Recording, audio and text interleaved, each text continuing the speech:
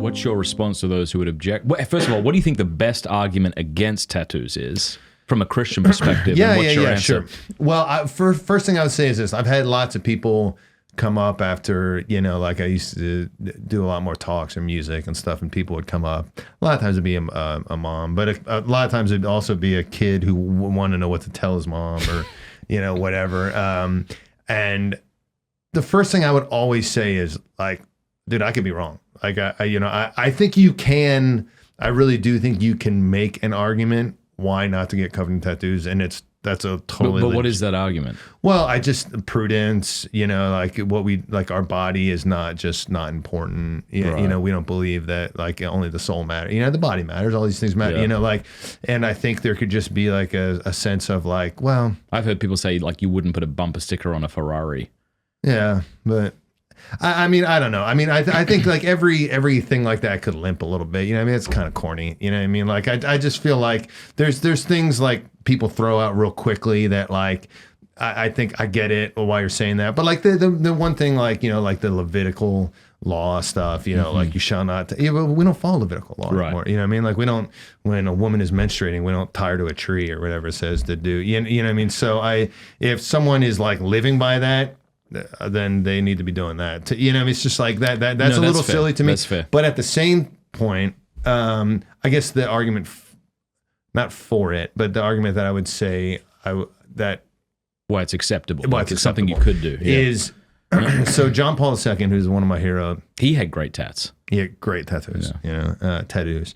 And no. But he has this quote. That I use for just about everything. It's like my ranch dressing, dude. I just use it for anything I need it. But he says, if the church holds back, Father Stanford Toon introduced me to this line of his, but he says, if the church holds back from culture, then the gospel falls silent. And so I also did like hip hop music, and sometimes people would think that was weird, and it was weird. I mean, like even you could even say it was dumb, but like to me, I'd say like, look, I have a missionary heart. I think the church has a missionary heart. It says in the Catechism in the first section that the church in her essence is missionary. So what does that mean? It means that we embrace culture. It means that we don't avoid culture. We don't demonize culture. In fact, when we look at the missionary life of the church, those are the times that the church has been in error, like when it's just demonized culture or tried to just impose one culture as only, like kind of like you have to look like Ned Flanders and that's the only way, but that's not like how we view evangelization correctly as Catholics and Christians. But, so he says, if the church holds back from culture and the gospel falls silent. And so really, like to me, like I love that in the sense of that's fine. Like if, like someone's not going to do Christian hip hop or use this type of, culture or art or tattoos or whatever. And I'm not saying all my tattoos are to evangelize, but a lot of them have to do with Jesus. A lot of them, like I could tell a story of Peter's conversion, or I could tell a story, from a scripture quote or whatever. And it's just a way that I feel like the Spirit is able to breathe into culture, into something that I don't think is intrinsically wrong. And so that's what I guess I feel like there's a fine line when anyone gets too hung up on it because they start saying like, okay, well, let's assume tattoos are wrong. Okay, well, what about one tattoo?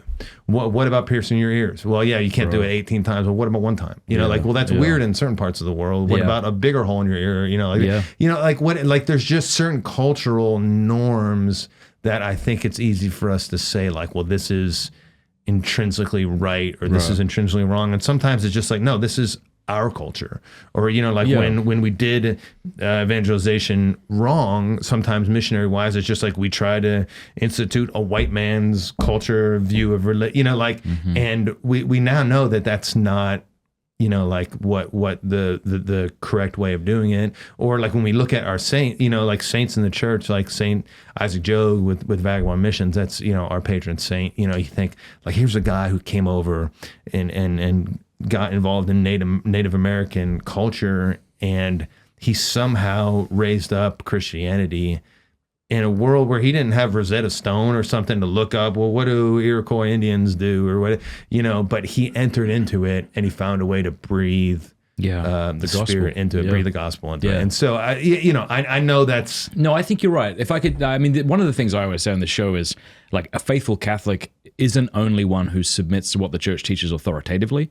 A faithful Catholic also ought not to demand uniformity where the church allows diversity of opinion or custom.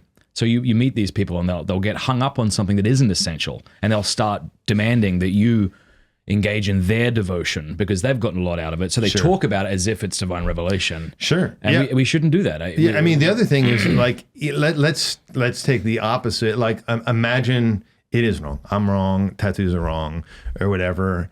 Okay, well, at this point, there's nothing I can do. They're on my body, okay? But also, I mean, how many of us as Christians have experienced, God using something weird or even sinful, like, for his glory? You know what I mean? Like, how many people, like, have shared, like, a time in their life where, like, they were far away from God, and to use that, in conversation to bring someone closer to God, to share about, like, so even, like, tattoos, I feel like it's weird, it's dumb, at worst it's wrong, but is it something that God could use? Like, totally. And he has used. Yeah. I mean, there's been, like, one of my godsons in Vagabond Missions, a kid who's rough, like, he got a tattoo, big tattoo of the date he was baptized, and he came into the Catholic Church on Easter, and that's significant to him, And so God, I think God could use, anything, even sinful things, which I'm not saying tattoos are sinful, but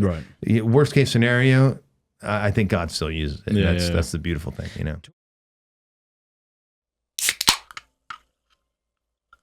If you like that clip, be sure to like and subscribe. Cheers.